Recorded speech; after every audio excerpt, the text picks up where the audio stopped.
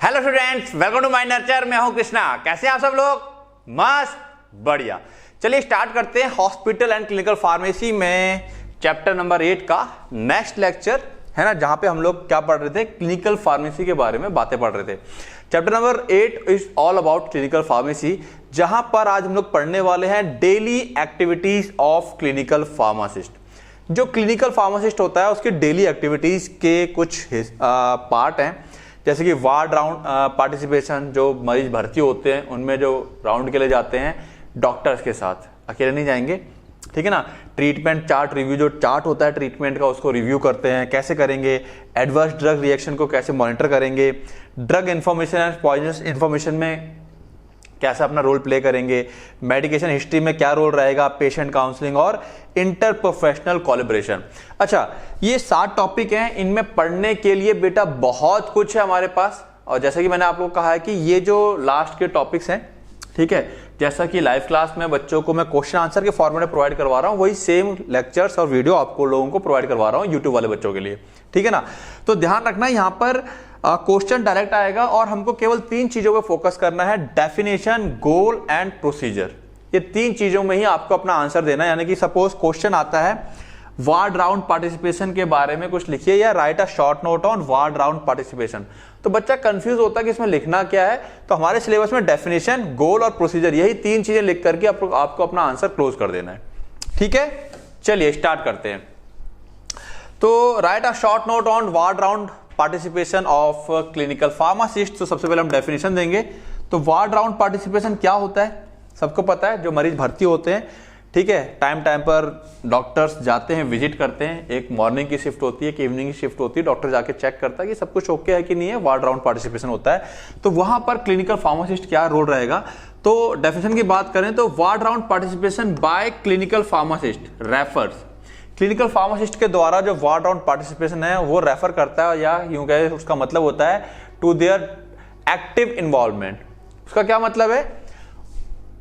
There active involvement, उनका active involvement होना, यानी कि उनका भी शामिल होना in the multi disciplinary team. जो भी टीम जा रही है जिसमें कई प्रकार के, कई बार डॉक्टर्स होते हैं, अलग अलग डॉक्टर्स होते हैं, पता चला हार्ट का भी है, किडनी का भी है, तो वो जो मल्टी डिसिप्लिनरी टीम है उनके साथ उनका इन्वॉल्वमेंट होना कब? During patient care rounds, patient की देखरेख के लिए जो राउंड लगाते हैं उसमें उनका इन्वॉल्वमेंट होना। कहां पर? इन हॉस्पिटल सेटिंग में, हॉस्पिटल में होता है जनरली ये, okay. The pharmacist provides expertise, वहां पे उनका काम क्या है? जो फार्मासिस्ट होते हैं वो प्रोवाइड देते हैं क्या? एक्सपर्टीज। ऑब्वियसली बात है, हम सब जानते हैं जो फार्मासिस्ट है, यानी कि जिसने बी फार्मा किया हुआ है, डी फार्मा किया हुआ है, वो बंदा मेडिकल या मेडिसिन में एक्सपर्ट होता है, ठीक है ना। ऑन मेडिकेशन थेरेपी, यानी कि जो फार्मासिस्ट है वो अपनी एक्सपर्टीज देगा, उसके पास जो एक्सपर्टीज है, जो एक्सपीरियंस है, किसको लेके?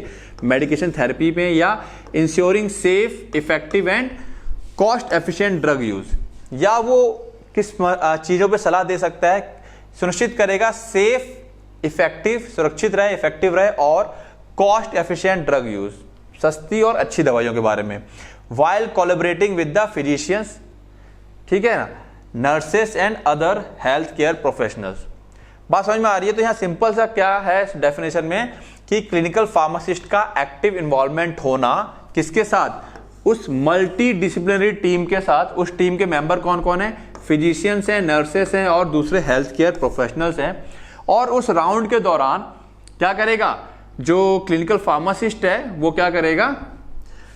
प्रोवाइड करेगा, यानी कि बताएगा किसके बारे में? मेडिकेशन थेरेपी, और सुनिश्चित करेगा कि जो थेरेपी या मेडिकेशन दी जा रही है वो सेफ, इफेक्टिव और कॉस्ट एफिशिएंट है, ठीक है। तो यही है एक क्लिनिकल फार्मासिस्ट के लिए वार्ड राउंड पार्टिसिपेशन की भूमिका। बात समझ में आ गई है? तो ये सारे काम एक क्लिनिकल फार्मासिस्ट के रहेंगे वार्ड राउंड पार्टिसिपेशन के दौरान। क्या गोल होता है इसका, ठीक है, एक क्लिनिकल फार्मासिस्ट के लिए इसका क्या गोल है? देखो बहुत सिंपल है, ऑप्टिमाइज ड्रग थेरेपी। अच्छा, गोल लगभग सब में सेम जैसे रहेंगे, एक जैसे रहेंगे। ड्रग थेरेपी को ऑप्टिमाइज करना, बेहतर बनाना, enhance patient safety, patient safety को बढ़ाना, प्रमोट रैशनल ड्रग यूज। अब रैशनल ड्रग यूज को प्रमोट करना। अब रैशनल ड्रग यूज का मतलब ऑलमोस्ट सबको पता है क्या होता है। सही टाइम पे सही मात्रा में सही समय के लिए दवाइयों का दिया जाना, ठीक है। प्रोवाइड क्लिनिकल इंसाइट, ठीक है ना, कौन सी दवा चूज करनी है, क्या डोज रहेगी, उसके बारे में अपनी सलाह मशवरा दे सकता है। इंप्रूव कम्युनिकेशन, ठीक है, and educate health care professionals and patients और हेल्थ केयर प्रोफेशनल को एजुकेट करेगा, ठीक है। और थोड़ा डिटेल देखते हैं इसके बारे में।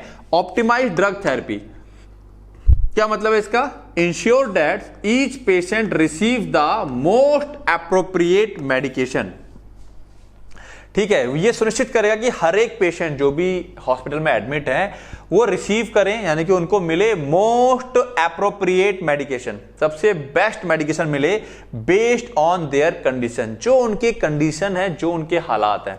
हो सकता है दो पेशेंट हैं, दोनों का ही सेम इशू है, लेट मान लेते हैं दो पेशेंट है, दोनों की फ्रैक्चर है टांग में, लेकिन हो सकता है एक हार्ट का पेशेंट है और एक किडनी का पेशेंट है, तो दोनों का बेशक फ्रैक्चर है तो एक मेडिसिन तो कॉमन चलेगी हड्डियों वाली, लेकिन उसके अलावा जिसको किडनी का प्रॉब्लम है उसको किडनी के हिसाब से भी चीजों को देखरेख करनी होगी, जिसको हार्ट का प्रॉब्लम है उसको हार्ट के हिसाब से भी दवाइयों को देखरेख करना होगा, ठीक है ना।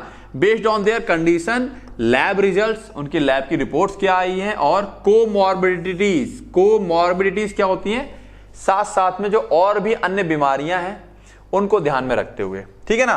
तो ऑप्टिमाइज ड्रग थेरेपी को कैसे ऑप्टिमाइज किया जाएगा कि उनको सबसे बेस्ट दवाई मिले, उनकी कंडीशन को देखते हुए, उनके लैब रिजल्ट को देखते हुए, उनको उनकी कोमॉर्बिडिटीज को देखते हुए।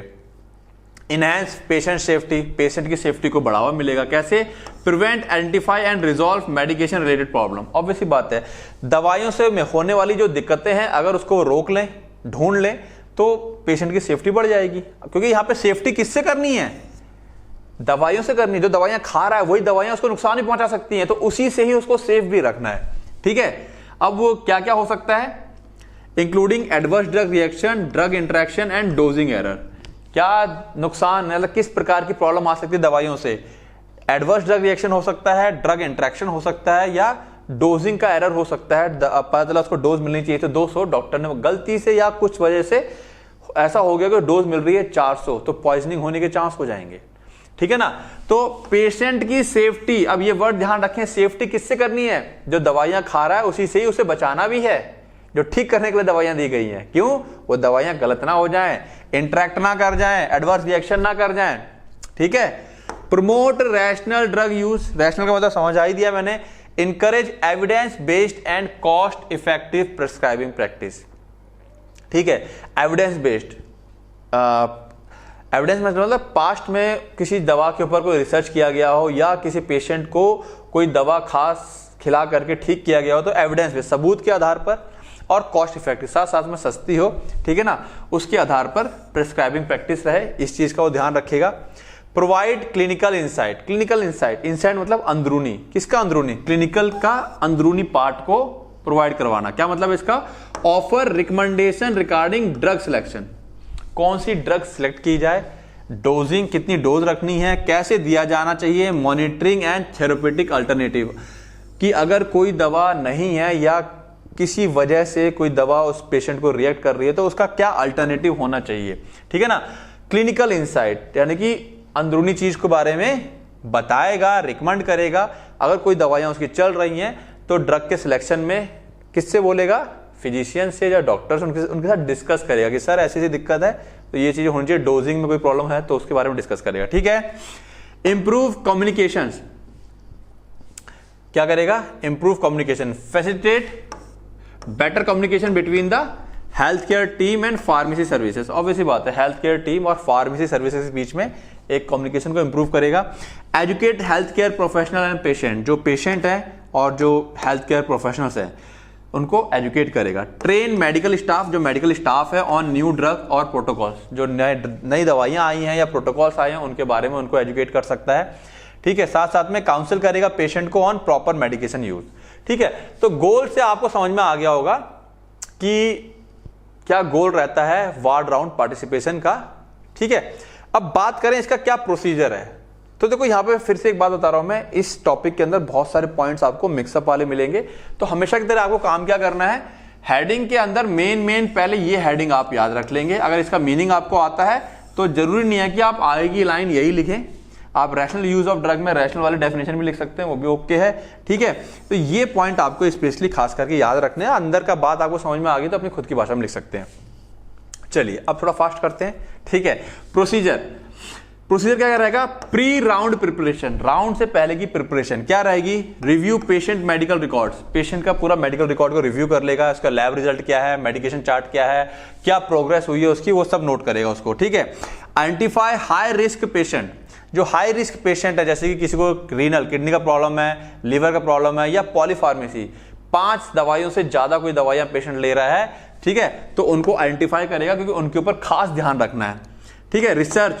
रिसर्च करेगा relevant guideline for current treatment plan, जो उसके पेशेंट को उसकी कंडीशन के हिसाब से करंट ट्रीटमेंट प्लान चल रहा है उसकी रिसर्च करेगा, क्या गाइडलाइन सही गाइडलाइन है उसको देने के लिए, या दवाइयां चल रही हो सही है या नहीं है। तो प्री राउंड प्रिपरेशन ये काम किसका रहेगा? क्लिनिकल फार्मासिस्ट का। बात समझ में आ रही है? तो क्लिनिकल फार्मासिस्ट का रोल अलग कर दिया गया। देखो डॉक्टर ने तो डायग्नोस करके दवाइयां लिख दी हैं, लेकिन वो दवाइयां, इतना समय नहीं है डॉक्टर के पास शायद कि वो उन चीजों को, जितना ये सब काम करना है, ये काम करने के लिए डॉक्टर के पास टाइम नहीं है। तो ये काम किसको दिया गया है? फार्मासिस्ट को। क्लियर है बातें? चलिए अब प्रिपेयर कर लिया उसने ड्यूरिंग द वार्ड राउंड, जब राउंड चल रहा है तब क्या करेगा? Active participation.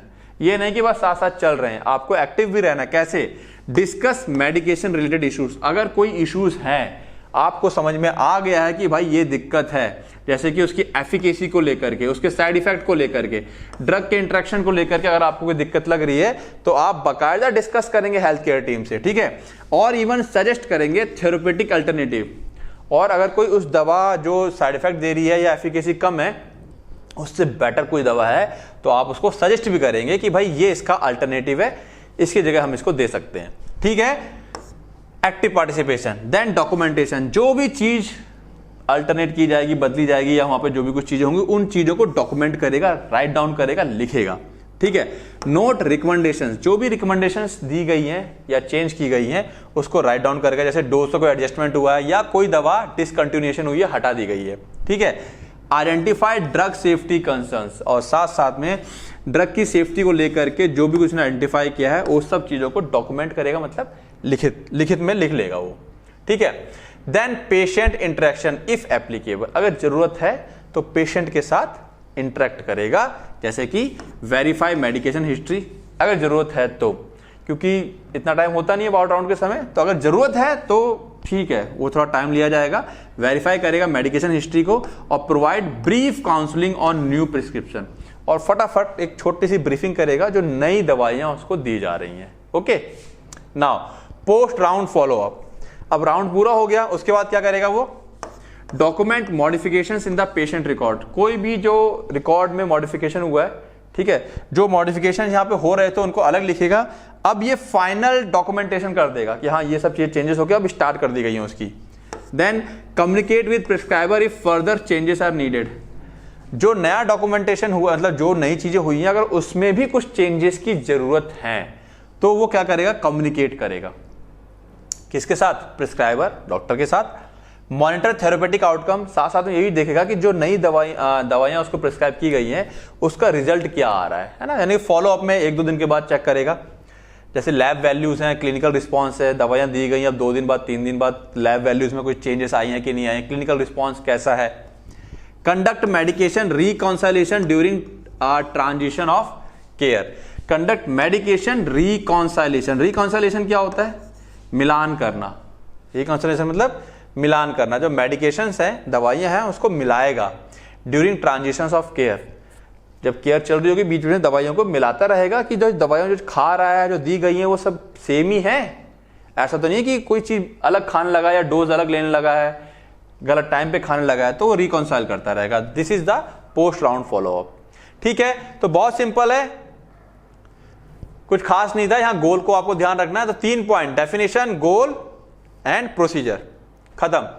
नाउ नेक्स्ट सीधा क्वेश्चन आएगा आपका, right A short note on, इस तरीके से, अच्छा इस तरीके से भी क्वेश्चन आ सकता है, ध्यान रखेंगे आप। Short note on ward round participation, direct short note, 3 point देने हैं। या आपके पास इस तरह से क्वेश्चन आएगा, right A short note on definition, goal and procedure of treatment chart review. तो हर क्वेश्चन में मैंने क्या क्या वैरायटी हो सकती है क्वेश्चन वो दे दिया है। वो सीधा पूछते भाई डेफिनेशन, गोल और प्रोसीजर बताओ, किसका? Treatment chart review. जो पेशेंट का एक ट्रीटमेंट चार्ट होता है, जनरली आप लोग देखेंगे पेशेंट के पैरों की तरफ वो चार्ट लटका हुआ रहता है, वहाँ पे वो होती है, लगा देते हैं। कई बार मूवी में देखते होंगे आप लोग कि ऐसे आता है, ऐसे उठाता है, देखता है उसमें कोई चीज़, अच्छा ये दवाई है, या दवाई बदल दिया, किसी को मारना होता है तो उसमें दवाई बदल देता है, तो वाली दवा गलती से नर्स दे देती है। इस टाइप से मूवीज वगैरह में देखते होंगे। तो ये ट्रीटमेंट चार्ट होता है, उसको रिव्यू करना, चेक करना। क्या रहेगा इसमें डेफिनेशन में? Treatment chart review by clinical pharmacist is the systematic evaluation, कायदे से उसे जांचना, किसे? Of a patient's medication chart, जो पेशेंट का मेडिकेशन चार्ट है, कौन सी दवाई, कितनी दवाइयां किस समय कितने टाइम पे कितने डोज में दी जा रही हैं, उसको, ठीक है, वो होता है ट्रीटमेंट चार्ट, उसको रिव्यू करते रहना, ठीक है ना। वो हो गया पेशेंट्स मेडिकेशन चार्ट। क्यों उसको जांचना जरूरी है? टू इंश्योर, ये सुनिश्चित करने के लिए, द एप्रोप्रिएटनेस, की सारी दवाइयां सही हैं, इफेक्टिव हैं, सेफ हैं, and efficiency of prescribed drug therapy, और जो ड्रग थेरेपी पूरी मिला करके दी गई है जिस बीमारी के लिए, वो ड्रग थेरेपी कैसी है? एफिशिएंट है, सक्षम है उसको उस बीमारी से निजात दिलाने के लिए। बात समझ में आ रही है? It is an essential part of pharmaceutical care, ये भी एक बहुत जरूरी पार्ट है फार्मास्यूटिकल केयर का। दैट हेल्प्स इन आइडेंटिफाइंग, जब हम चार्ट का रिव्यू करेंगे तो उससे हमको क्या हेल्प मिलती है? हम आइडेंटिफाई कर पाते हैं और ठीक कर पाते हैं और रोक पाते हैं। क्या ढूंढेंगे, ठीक करेंगे, रोकेंगे? क्या? मेडिकेशन रिलेटेड प्रॉब्लम, जो कि अपने आप में एक टॉपिक है, मेडिकेशन रिलेटेड प्रॉब्लम पढ़ेंगे शायद इसके बाद वाले लेक्चर में, इसमें नहीं है, ठीक है ना। मेडिकेशन रिलेटेड प्रॉब्लम अपने आप में डिटेल टॉपिक है जो कि आएगा, ठीक। तो मेडिकेशन रिलेटेड प्रॉब्लम को ढूंढना, ठीक करना और रोकना, उसके लिए हमें ट्रीटमेंट चार्ट का रिव्यू करना जरूरी होता है। क्या गोल है इसका?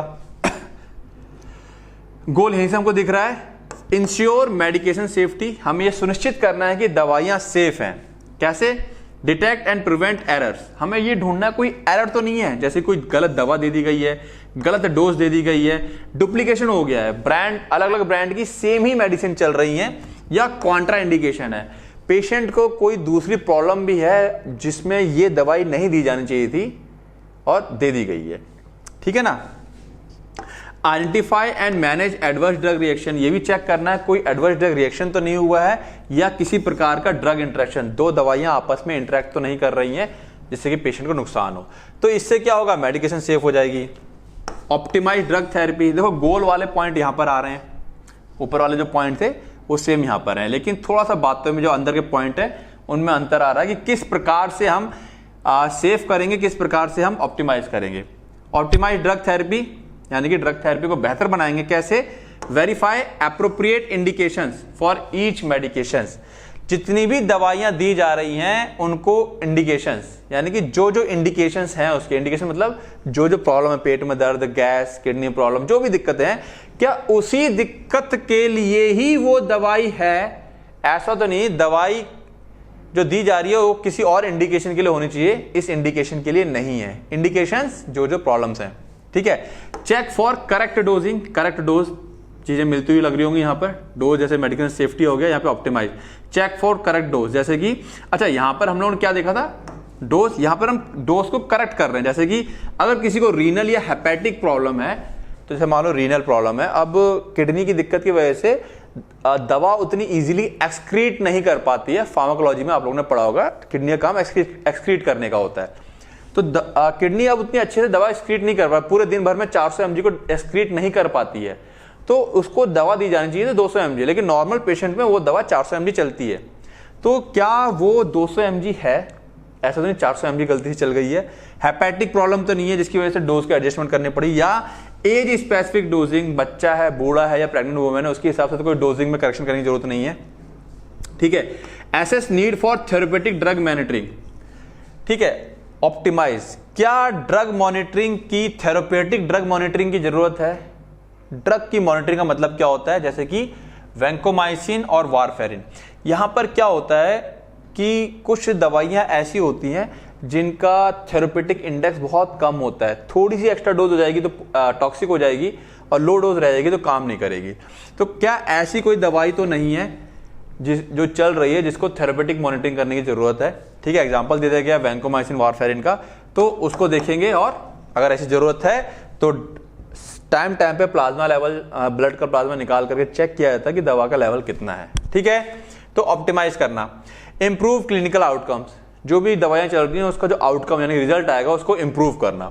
ठीक है, align therapy with evidence based guideline, यानी कि जो भी एविडेंस बेस्ड गाइडलाइंस हैं, यानी कि किस बीमारी में कौन सी दवा कितने डोज और किस फ्रीक्वेंसी पे चलनी चाहिए, वो गाइडलाइन दे रखी होती है। क्या वो दवाइयां उसी आधार पे चल रही हैं? रिकमेंड अल्टरनेटिव और नॉन रिस्पॉन्सिव और हाई रिस्क ट्रीटमेंट। ठीक है ना, रिकमेंड करेंगे अल्टरनेटिव, कोई दूसरी दवा, किसके लिए? क्या गोल होता है कि भाई ये दवाई ना दिक्कत वाली है, क्यों? क्योंकि ये रिस्पॉन्ड नहीं कर रही है, या हाई रिस्क, इसको देने से रिस्क ज्यादा है, हार्ट के लिए दे रहे हैं, लिवर खराब हो सकता है या किडनी खराब हो सकती है। ठीक है, तो रिकमेंड करेंगे। तो ये है improve clinical outcome. Clinical outcome कैसे आएगा? एविडेंस बेस्ड गाइडलाइन देंगे, जब सबूतों के आधार पर ही दवाइयां चलेंगी, जो बढ़िया रिजल्ट आएगा उसका। और कोई दूसरी दवा देंगे, अगर दवा रिस्पॉन्स नहीं कर रही है तभी तो हम दवा बदलेंगे, और जब दवा बदलेगी तो हमारा आउटकम अच्छा हो जाएगा। इनहेंस कॉस्ट इफेक्टिवनेस, यानी कि अच्छी दवाइयां सस्ते उस लो कॉस्ट पे। Suggest therapeutic substitution where appropriate, जहां जहां जरूरी है, संभावना है, वहां पे सब्स्टिट्यूशन करेंगे लो कॉस्ट पे। और रिड्यूस अननेसेसरी पॉलीफार्मेसी, और पॉलीफार्मेसी यानी कि बहुत सारी दवाइयां देने से बचेंगे। Facilitate interdisciplinary communication. देखो मैंने कहा ना, गोल ऑलमोस्ट आपको सेम मिलेंगे, लेकिन पॉइंट्स थोड़ा डिफरेंस हो जाएंगे। तो यही पॉइंट आप वहां पे भी डाल सकते हैं, यहां पे भी डाल सकते हैं। तो अल्टीमेट सबके गोल एक जैसे ही आपको दिखने वाले हैं। ठीक है, क्योंकि सब अल्टीमेट इन सबका मकसद एक ही होता है। फैसिलिटेट इंटरडिसिप्लिनरी कम्युनिकेशन, यानी कि हेल्थ केयर टीम के साथ आपका कम्युनिकेशन। इसमें क्या रहेगा? Collaborate with doctors. डॉक्टर भाई जब चार्ट को रिव्यू कर रहे हो तो आपको डॉक्टर्स या नर्सेस के साथ है, उनके साथ आपको कोलैबोरेट, कम्युनिकेट करना पड़ेगा कि भैया ये डिस्क्रिपेंसी है, डिस्क्रिपेंसीज, ये गड़बड़ी है, इसको ठीक करिए, ये मेरे को गड़बड़ लग रहा है। आप डिस्कस करेंगे डॉक्टर के साथ या नर्स के साथ। ठीक है ना, स्पेशली डॉक्टर के साथ करते हैं पहले आप, तो डॉक्टर देखेगा अच्छा हाँ बात तो सही है, वो कहेगा नहीं, तो थोड़ा सा डिस्कशन होगा कि भाई आपको ऐसा क्यों लगा, तो वो बताएगा कि मेरे को ऐसा लगा, तो डॉक्टर उसको समझाएगा या ये इसको समझाएगा कि ऐसी ऐसी चीजें हैं। ठीक है, document intervention for continuity of care. Intervention मतलब जो भी हस्तक्षेप किए गए हैं, बदलाव किए गए हैं, उनको डॉक्यूमेंट कर लेगा वो लिखित तौर पे कि हाँ इस टाइम पे ये चीज मैंने कही थी तो एज इट इज चली है, या ये चीज मैंने बताई थी अब डॉक्टर ने बदल दी है, उसको वो डॉक्यूमेंट कर लेगा, लिख लेगा। और कंटिन्यूटी ऑफ केयर, अब केयर लगातार चलती रहेगी। Support compliance and patient education. ठीक है ना, जो अनुपालन है उसको सपोर्ट करेगा और पेशेंट को एजुकेट करेगा। Ensure medication adherence strategies are in place, यानी कि वो ये देखेगा कि मेडिकेशन एडेरेंस, क्या पेशेंट मेडिकेशन को एडेयर है, यानी कि टाइम से दवाइयां ले रहा है। Provide input for discharge medication reconciliation. ठीक है ना, डिस्चार्ज के समय जो मेडिकेशन रिकाउंसिलेशन होता है, यानी कि मेडिकेशन का जो मिलान होता है, उसको क्या करेगा वो पेशेंट को बताएगा या समझाएगा। ठीक है, प्रोसीजर की बात करें, चार्ट रिव्यू, चार्ट को रिव्यू करना है तो क्या प्रोसीजर रहेगा? तो सबसे पहले प्री रिव्यू प्रिपरेशन, रिव्यू से पहले की प्रिपरेशन। इसमें क्या रहेगा? वो एक्सेस करेगा पेशेंट के मेडिकेशन रिकॉर्ड को, इलेक्ट्रॉनिक या पेपर चार्ट जो भी अवेलेबल है उसको पहले कलेक्ट करेगा। देन गैदर रिलीवेंट डाटा, फिर वो सारा डाटा इकट्ठा करेगा कि भाई उसकी करंट मेडिकेशन क्या चल रही है, चाहे वो प्रिस्क्राइब्ड हो, ओटीसी हो या हर्बल हो, हर टाइप की मेडिकेशन। देन उसके लैब रिजल्ट देखेगा, रीनल, हेपेटिक या ड्रग लेवल वगैरह के जो भी उसका लैब का रिपोर्ट है। उसके बाद वो डायग्नोस करेगा और ट्रीटमेंट प्लान देखेगा। फिर देखेगा एलर्जीज और पास्ट एडवर्स ड्रग रिएक्शंस क्या रहे हैं उसके, हैं कि नहीं है। ठीक है, इन सब चीजों के बारे में डाटा इकट्ठा करेगा, तभी तो चार्ट को रिव्यू कर पाएगा। फिर आती है प्रोसेस की बात। ठीक है, उसने ये सारा डाटा इकट्ठा कर लिया, फिर प्रोसेस करेगा, चेक फॉर प्रिस्क्राइबिंग एरर। अब वो चेक करेगा इन डाटा के आधार पे कि कोई प्रिस्क्राइबिंग एरर तो नहीं है, डॉक्टर ने दवाइयां लिखी है जैसे कि correct dose, correct drug, dose, route, पता चला वो रूट ओरल होना चाहिए था लेकिन आईवी चल रहा है, या आईवी होना चाहिए था ओरल चल रहा है। फ्रीक्वेंसी, दिन में कितनी बार खाना है, या ड्यूरेशन कितने समय के लिए खाना है। ठीक है ना, इसको चेक करेगा। लुक फॉर डुप्लीकेशंस, डुप्लीकेशन देखेगा, सपोज जैसे कि 2 PPI प्रिस्क्राइब, 2 गैस की दवाइयां दे दी है। PPI क्या होता है? प्रोटॉन पंप इनहिबिटर्स, ऐसा तो नहीं है।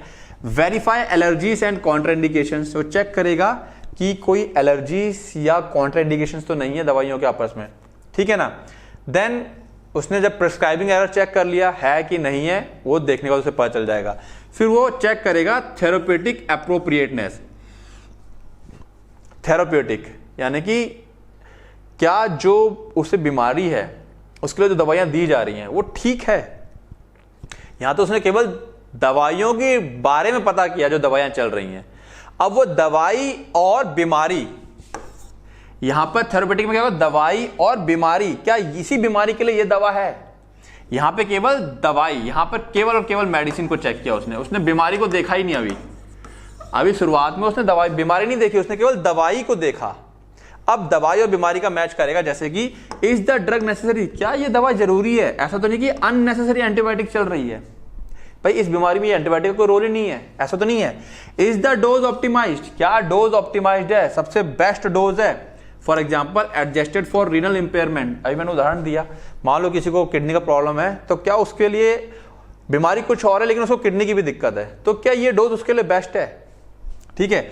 Are monitoring parameters in place, जैसे कि INR फॉर वारफेरिन, ठीक है ना। मॉनिटरिंग पैरामीटर्स क्या होते हैं, मॉनिटरिंग पैरामीटर्स यानी कि कोई दवा आपकी चल रही है और उस दवा का कोई साइड इफेक्ट हो सकता है लॉन्ग टर्म पर या हाई डोज में, ठीक है ना। जैसे कि एग्जांपल देके समझाता हूं मैं, इसका क्या मतलब है कि INR होता है international normalised ratio, international normalised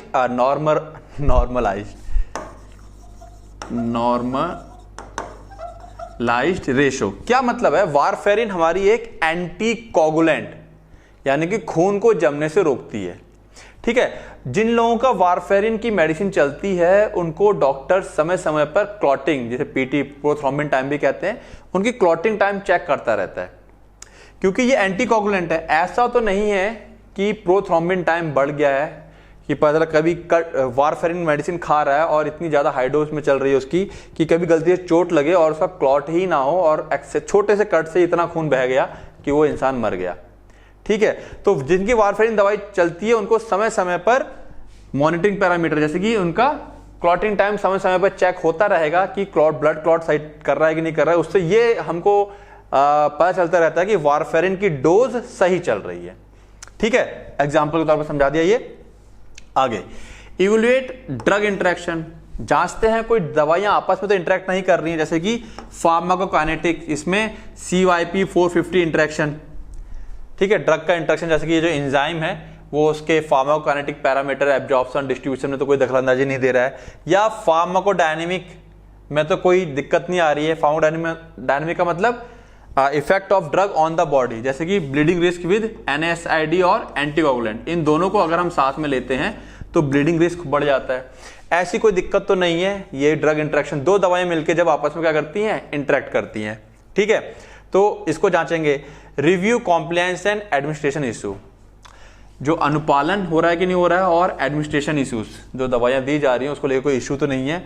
are dose missed और डिलेड, ठीक है। कॉम्प्लायंस मतलब क्या हो गया, ये भी चेक किया जाएगा क्या दवाइयां पेशेंट मिस तो नहीं कर रहा है या लेट लतीफी में तो नहीं खा रहा है।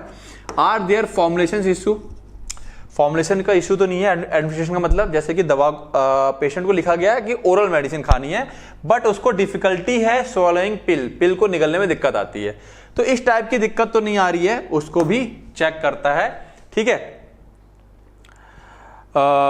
ओके, तो रिव्यू प्रोसेस में 1 2 3 4 ये 4 चीजें रिव्यू कर ली उसने। देन ये सब चीजें रिव्यू करने के बाद वो क्या करेगा, हर एक चीज को डॉक्यूमेंट करेगा और इंटरवेंशन, जहां जहां हस्तक्षेप करने की जरूरत है वहां वहां हस्तक्षेप करेगा। रिकॉर्ड फाइंडिंग, जो भी उसको मिला है उसको रिकॉर्ड करेगा इन द पेशेंट्स फाइल्स या फार्मेसी नोट्स, जो भी उसके पास अवेलेबल है। Communicate recommendations to the prescriber, जो भी रिकमेंडेशन वो देना चाहता है, करना चाहता है, वो प्रिस्क्राइबर के साथ कम्युनिकेट करेगा, वर्बली या डायरेक्ट मुंह से या इलेक्ट्रॉनिकली या उसको मेल करेगा, जैसा भी करेगा। Follow up to ensure changes are implemented, फिर फॉलो अप करेगा क्या जो उसने चेंजेस अगर वहां से ओके होकर आ गए हैं प्रिस्क्राइबर की तरफ से कि हाँ भाई चेंजेस करो, फिर वो फॉलो अप करेगा क्या वहां पर वो चेंजेस हो गए उसके पास कि नहीं हो गए, ठीक है। देन पोस्ट रिव्यू एक्शन, जब ये जो उसने रिव्यू किया, जो एक्शन लिया, उसके बाद का वो क्या करेगा, रिव्यू करेगा। क्या रिव्यू करेगा, मॉनिटर करेगा पेशेंट रिस्पॉन्स, जो उसने रिकमेंडेशन दिया था उसके बाद उसका क्या रिस्पॉन्स आया, यानी कि क्या सिम्टम्स में इंप्रूवमेंट हुए, क्या जो लैब ट्रेंड्स था या लैब रिपोर्ट्स थे उसमें इंप्रूवमेंट हुए। Update medication reconciliation during care transition, ठीक है ना, जो मेडिकेशन रिकॉन्सिलेशन है यानी कि दवाइयों का मिलान करेगा वो ओके है या नहीं है।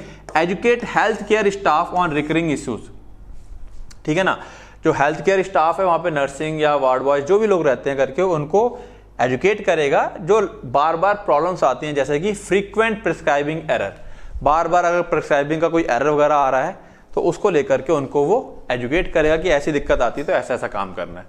क्लियर है बातें, ठीक है। तो ये हमारे पास procedure for treatment chart review, simple है चीजें बेटा। देखो अगर आप एक प्रोसेस नॉर्मल आप सोचेंगे ना कि हाँ भाई हम हॉस्पिटल में हैं, ऐसा ऐसा हो रहा है, तो बहुत सारे पॉइंट तो आप खुद भी निकाल लेंगे, ठीक है।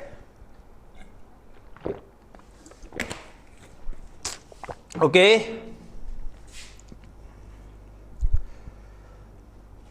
चलिए थर्ड क्वेश्चन की तरफ आते हैं हम लोग। Write a short note on adverse drug reaction monitoring. एक clinical pharmacist adverse drug reaction की मॉनिटरिंग कैसे करेगा, उसकी डेफिनेशन दीजिए, उसको क्या कीजिए, गोल बताइए, क्या गोल है इसका, इसको मॉनिटर करने का और क्या प्रोसीजर रहेगा, ठीक है। एडवर्स ड्रग रिएक्शन जो आपने पुरानी डेफिनेशन याद कर रखी हो वो आप यहां लिख सकते हैं, ठीक है ना। तो क्या है adverse drug reaction monitoring by clinical pharmacist, क्या मतलब इसका, इज द सिस्टमैटिक प्रोसेस, यह एक सिस्टमैटिक प्रोसेस है, सिस्टमैटिक तरीका होता है कि किस स्टेप के बाद क्या करना है, ऐसे नहीं रैंडम कुछ भी कर लेंगे, ठीक है। ऑफ डिटेक्टिंग, ठीक है, तो सिस्टमैटिक की बात करेंगे तो कुछ स्टेप होंगे। तो सबसे पहले वो क्या करेगा, डिटेक्ट करेगा, एसेस करेगा, जांचेगा, फिर उसे डॉक्यूमेंट करेगा, लिखेगा और फिर रिपोर्ट करेगा। हो गया सिस्टमैटिक। एडवर्स ड्रग रिएक्शन को डिटेक्ट करेगा, जांचेगा, लिखेगा, लिखित में कर लेगा, फिर रिपोर्ट करेगा, ठीक है। एनी अनइंटेंडेड, जो कि हम नहीं चाहते हैं, और हार्मफुल रिएक्शन, कोई हार्मफुल रिएक्शन है caused by medication during normal use. तो नॉर्मल यूज की मेडिकेशन मतलब नॉर्मल यूज कर रहा था कोई पेशेंट, उसी दौरान अगर कोई एडवर्स ड्रग रिएक्शन हो रही है तो उसको डिटेक्ट करेगा, एसेस करेगा, डॉक्यूमेंट करेगा और रिपोर्ट करेगा, ठीक है। इट इज अ की कंपोनेंट ऑफ फार्माकोविजिलेंस। फार्माकोविजिलेंस का मतलब पता है ना, दवाई की निगरानी रखना कि कहीं वो गलत असर तो नहीं दे रही है। And patient safety efforts, patient की सेफ्टी को ध्यान में रखते हुए और फार्माकोविजिलेंस में देखा जाए तो इन दोनों कैटेगरीज के अंदर, इन दो टॉपिक्स के अंदर ये की कंपोनेंट होता है क्या, एडवर्स ड्रग रिएक्शन की मॉनिटरिंग। अगर हम एडवर्स ड्रग रिएक्शन को क्लासिफाई करें तो उनके मैकेनिज्म के आधार पर, तो जो मैकेनिज्म है वो है रॉलिंस एंड थॉमसन क्लासिफिकेशन, जो कि सबसे ज्यादा यूज किया था कॉमनली। हम इनको बेसिकली A, B, 2, 3, 4, 5, 6 सेट में इसको हम डिवाइड कर सकते हैं। ये बेटा मैंने आपको क्लासिफिकेशन क्यों दे दिया, यहां से आपका MCQ गिरेगा, ठीक है ना। जैसे कि टाइप ए पहला होता है ऑगमेंटेड। अब बात को समझना, यहां पर आपको मैं बताऊंगा कि एक इसकी कैटेगरी ऐसी है जिसके अंदर मैं भी आता हूं, कौन सी कैटेगरी बताऊंगा। एक होता है ऑगमेंटेड। ऑगमेंटेड का मतलब डोज रिलेटेड, डोज ज्यादा हो गई है, या predictable from the known pharmacology, या हमको पता है कि भाई ये दवा खाने पर ऐसी होने की संभावना है, यानी कि हम कह सकते हैं प्रेडिक्टेबल है या डोज रिलेटेड है। जैसे कि एग्जांपल हाइपोग्लाइसेमिया फ्रॉम इंसुलिन, अगर आप इंसुलिन ज्यादा लेते हैं तो आपको हाइपोग्लाइसेमिया, ग्लूकोज आपका लेवल डाउन कर सकता है। या ब्लीडिंग विद वारफेरिन, वारफेरिन का जिक्र किया था, ठीक है, वारफेरिन की डोज ज्यादा होगी तो आपकी ब्लीडिंग जो है वो बढ़ सकती है, ठीक है। टाइप बी बिजारे, बिजारे क्या होता है, not dose related, dose related नहीं है और अनप्रेडिक्टेबल है। ये समझ में नहीं आता कहां से क्यों हो गया ये। ऑफन इम्यून और जेनेटिक, ये जेनेटिक होता है, किसी पर्टिकुलर इंसान को हो जाएगा और समझ में ही नहीं आता क्यों हो गया, किस लिए हो गया, कभी किसी में देखी नहीं गई है, ठीक है। तो बिजारे, जैसे कि एनाफाइलैक्सिस टू पेनिसिलिन, पेनिसिलिन से कुछ लोगों को एलर्जी हो जाती है। स्टीवन जॉनसन सिंड्रोम है, कुछ लोगों को हो जाता है, ठीक है। अब यहाँ पे बीमारी पे जाने की बहुत ज्यादा जरूरत नहीं है आपको, ठीक है। तो बिजारे है, एक अजीब सी सिंड्रोम है जो हो जाता है दवा खाने के बाद, तो उसका नाम मैंने यहाँ पे लिख दिया है, ठीक है। तो ये क्या हो गया, बिजारे मतलब कुछ अननोन सा हो जाएगा। देन टाइप सी क्रोनिक, यानी कि related to long term use, बहुत लंबे समय से जब आप कोई दवाई इस्तेमाल करते हैं तब कोई दिक्कत आती है, जैसे कि एड्रिनल सप्रेशन, आपका एड्रिनल ग्लैंड जो है सप्रेस हो जाता है फ्रॉम लॉन्ग टर्म कोर्टिकोस्टेरॉइड। लंबे समय से अगर आप कोर्टिकोस्टेरॉइड लेंगे तो आपका एड्रिनल सप्रेशन हो जाएगा, ये लॉन्ग टर्म यूज में आ गया। एक होता है डिलेड, ठीक है ना।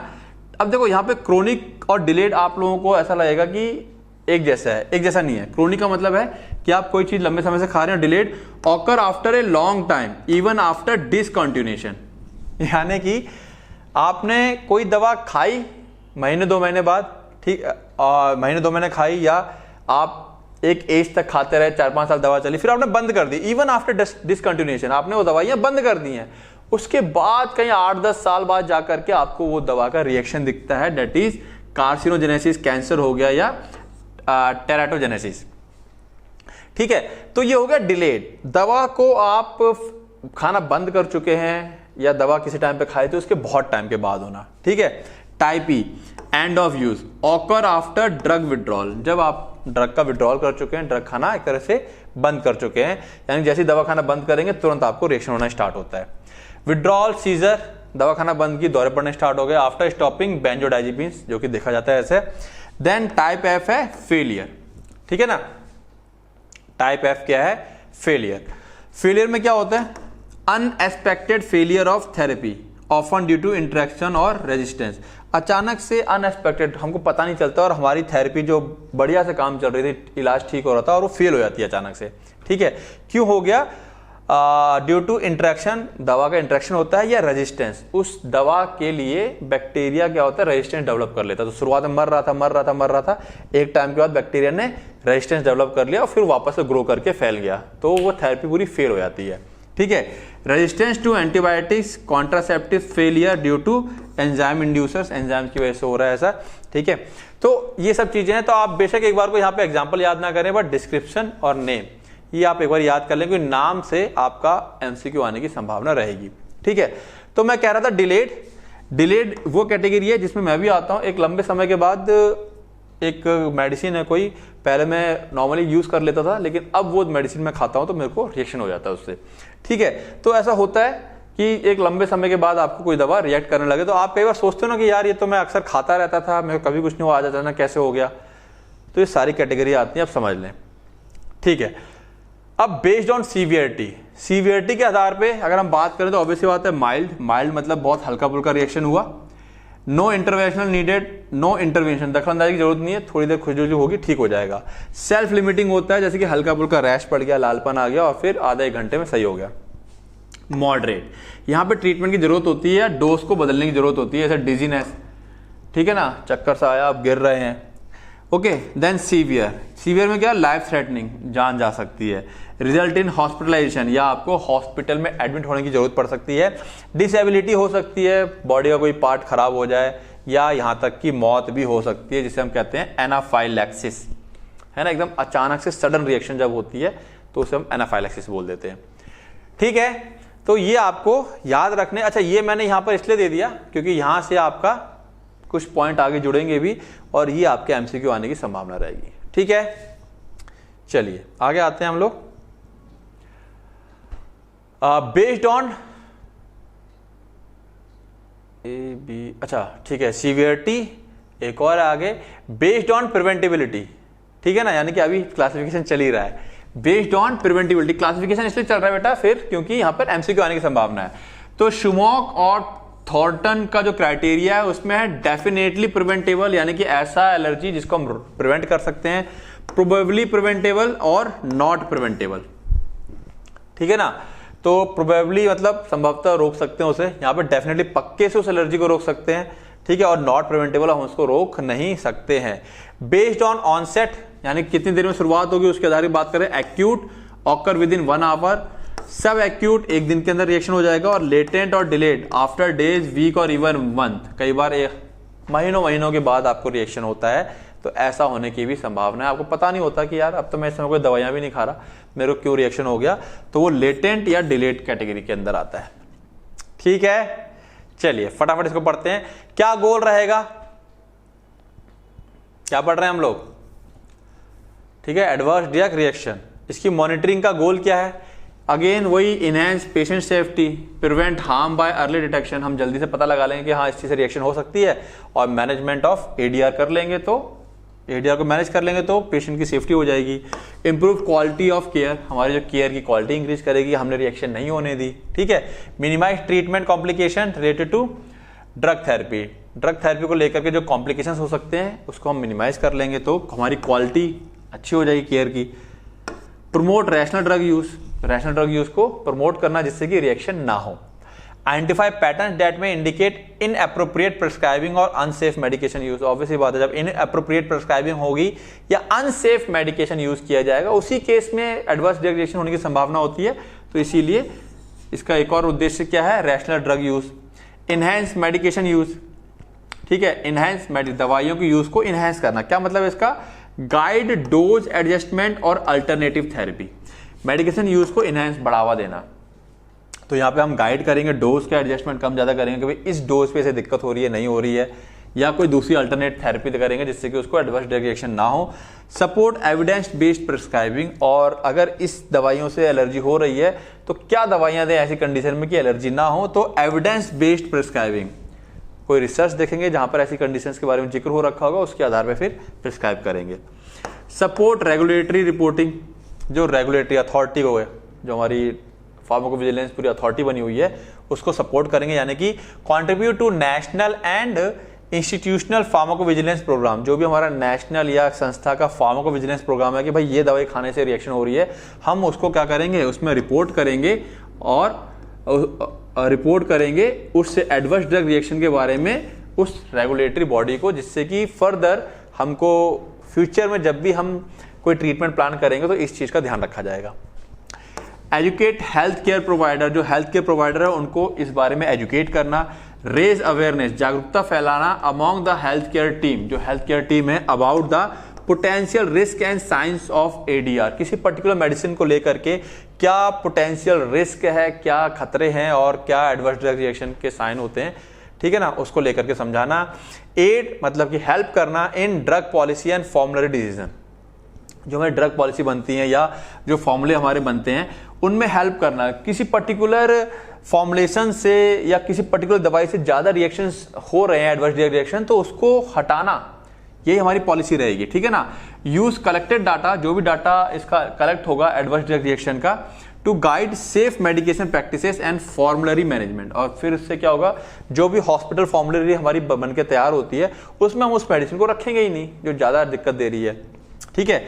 एजुकेशन एंड अवेयरनेस, तो अगेन वही आ जाएगा, train health care staff and adverse drug reaction recognition reporting, ठीक है ना, यानी कि जो हेल्थ केयर स्टाफ है उसको एडवर्स ड्रग रिएक्शन के ऊपर जो भी हमने रिकॉग्नाइज किया है या रिपोर्ट किया है उसके बारे में उनको एजुकेट करना, plus educate patient about potential side effect, और पेशेंट को भी बताना कि भाई यहाँ से जब ठीक होकर भी चले जाओगे ना तो इसके बारे में जरूर बताना कहीं पे भी अपना इलाज कराते हो कि भाई ये चीज हमें दिक्कत देती है, ठीक है, clear.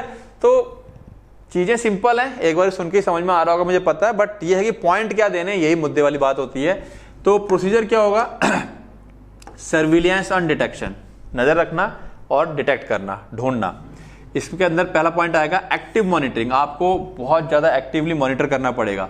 Review patient chart for new symptoms, कोई नए सिम्टम्स आ रहे हैं, मान लो जो जिस बीमारी के लिए उसको एडमिट किया गया उसमें तो वो ठीक हो रहा है, लेकिन कोई नए प्रकार के सिम्टम्स आ रहे हैं उसको आप चेक करेंगे।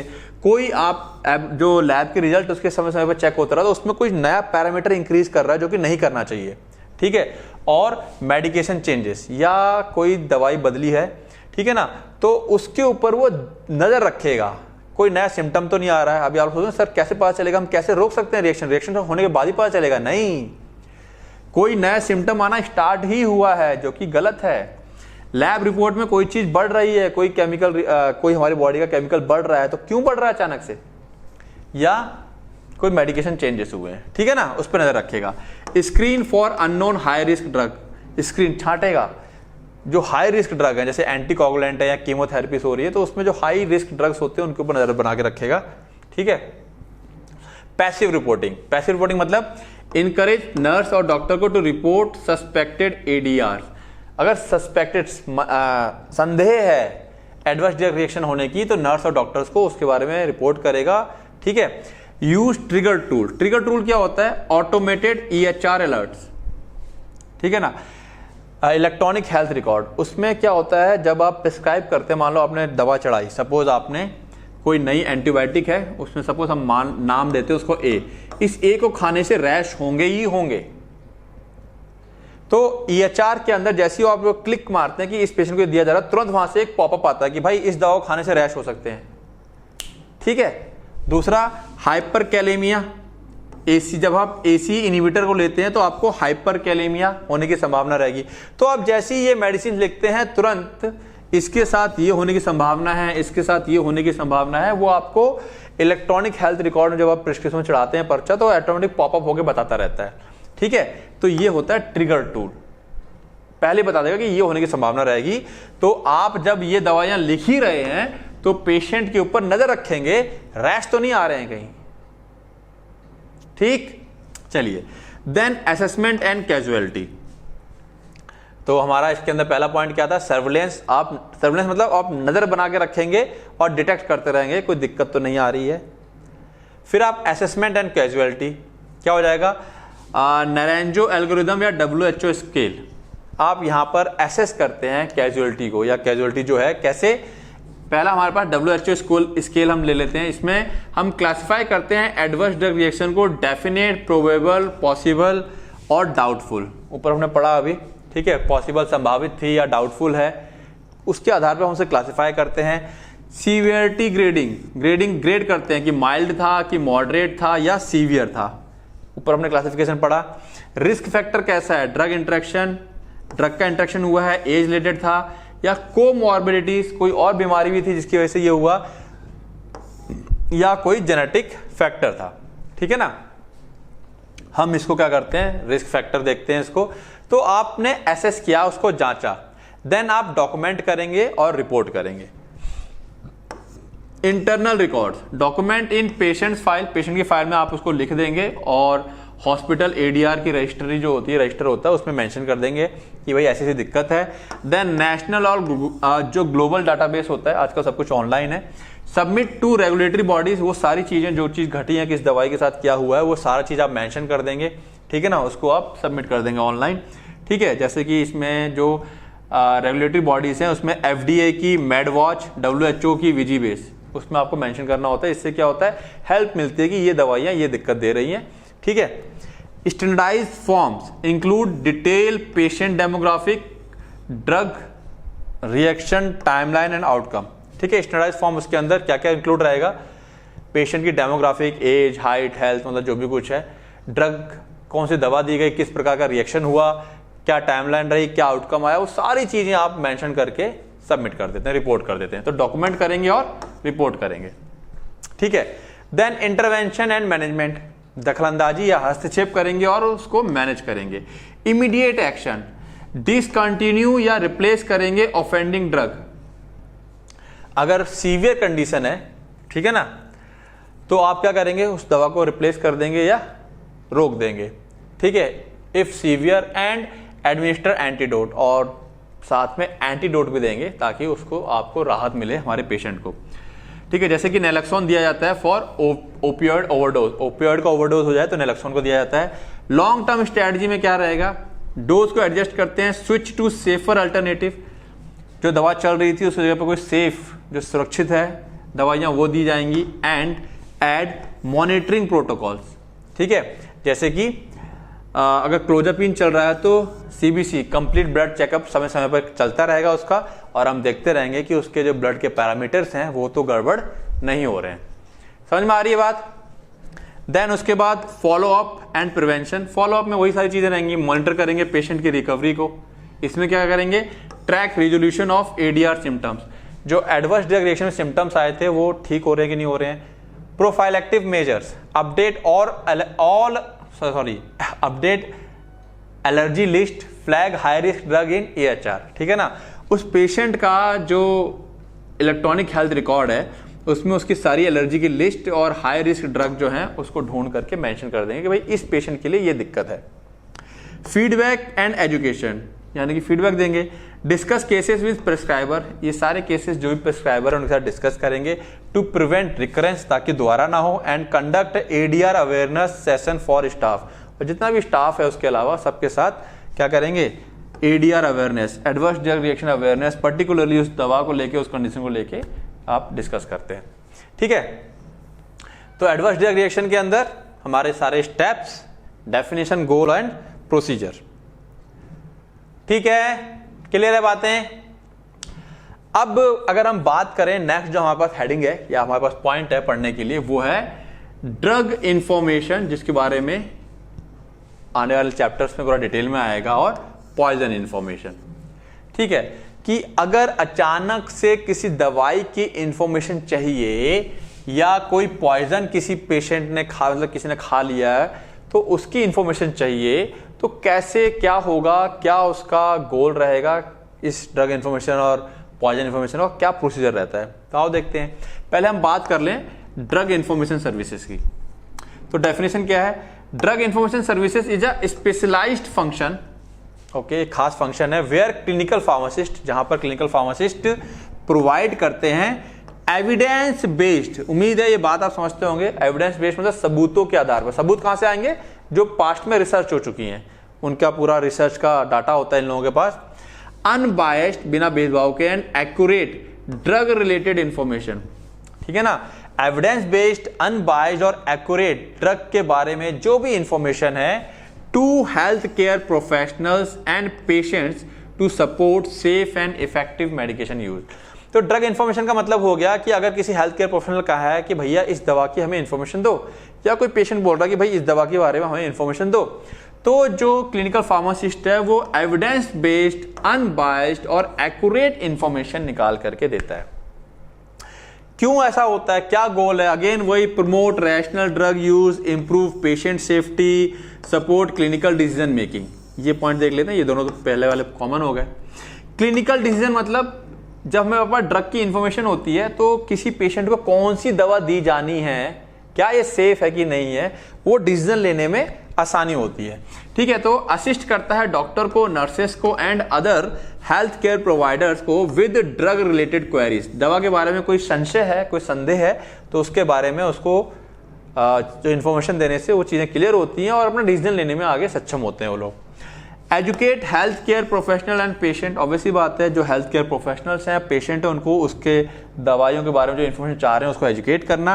Maintain a drug information resource centre, और साथ साथ में हर तरह के जो ड्रग्स हैं उनके इंफॉर्मेशन को मेंटेन करना, एक सेंटर प्रोवाइड करना कि वहां से आप सारी चीजें, हर तरह की दवाइयों की इंफॉर्मेशन ले सकते हैं। ठीक है, compile and update drug database, जो भी उस हॉस्पिटल का ड्रग डाटाबेस है उसको मेंटेन करना। ठीक है ना, उनके monograph, policies, everything.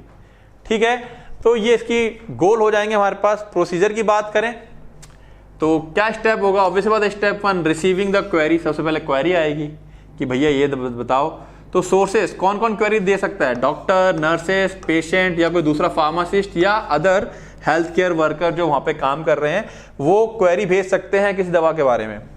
Method, in person जाकर के सामने फेस टू फेस, फोन से बोल सकते हैं, ईमेल कर सकते हैं, या इलेक्ट्रॉनिक हेल्थ रिकॉर्ड का अलर्ट आ सकता है कि भाई ये दवा है, इसके बारे में इंफॉर्मेशन चाहिए। ठीक है, तो रिसीव आ गई, क्वेरी आ गई। क्वेरी आने के बाद स्टेप 2 गैदरिंग बैकग्राउंड इंफॉर्मेशन। अब वो लग जाएगा उसकी सारी बैकग्राउंड इंफॉर्मेशन को इकट्ठा करने में।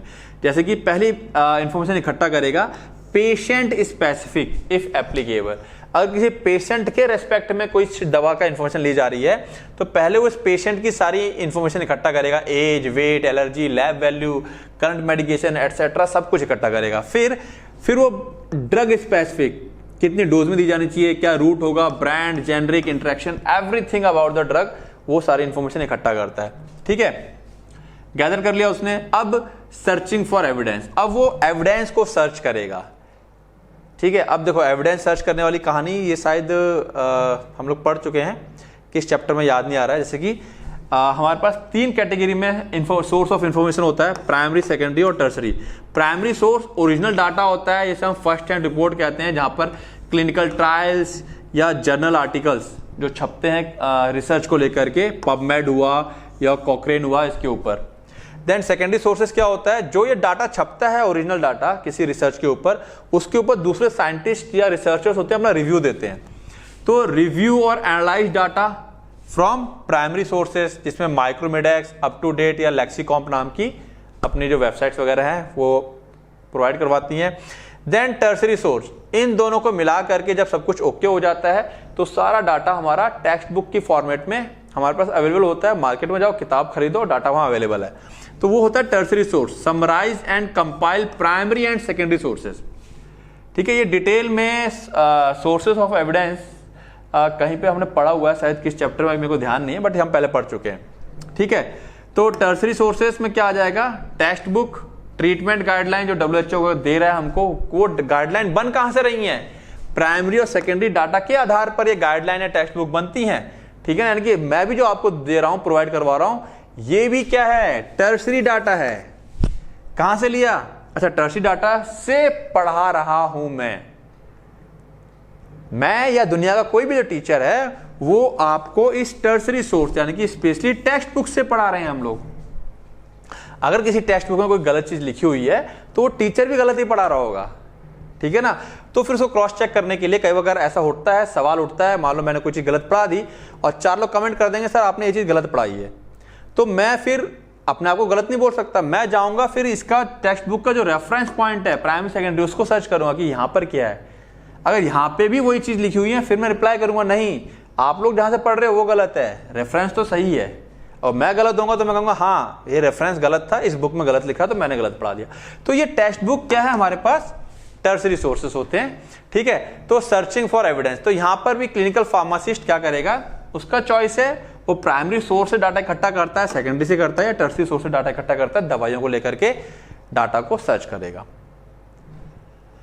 Then analyse and formulating a response, सारा डाटा को एनालाइज कर लेगा, एवोल्यूएट द क्रेडिबिलिटी, क्रेडिबिलिटी क्या विश्वसनीय है जो डाटा उसने कलेक्ट किया, रिलेवेंस क्या जिस रिलेवेंस में मांगा गया है इंफॉर्मेशन उसके रिलेवेंट है, ऑन एप्लीकेबिलिटी ऑफ इंफॉर्मेशन क्या ये इंफॉर्मेशन एप्लीकेबल रहेगी यहाँ पर, इसको चेक कर लेगा। Provide clear concise and referenced recommendation, वो तो बहुत बड़ा होता है ना सोर्स, उसको फिर क्या करेगा, क्लियर एकदम क्लियर कट कंसाइज छोटा सा बना करके रेफरेंस्ड रिकमेंडेशन आगे पास कर देगा वो। ठीक, डिलीवरिंग द इंफॉर्मेशन, वर्बल अगर अर्जेंट केस है फटाक से जाके वर्बली बताएगा या रिटर्न में डिटेल रिस्पॉन्स भेज देगा, चॉइस है। Document the query and response for future response, जो भी क्वेरी आई थी उसको डॉक्यूमेंट कर लेगा, and response for future response, जो उसने रिस्पॉन्स दिया उस क्वेरी का, उस क्वेरी और रिस्पॉन्स को वो लिख लेता है अपने पास। Follow up if needed, follow up करता है अगर जरूरत है तो। Monitor patient outcome if the query was clinical, अगर किसी पेशेंट के ही लेकर के थी तो मॉनिटर करेगा कि क्या आउटकम आ रहा है उसका।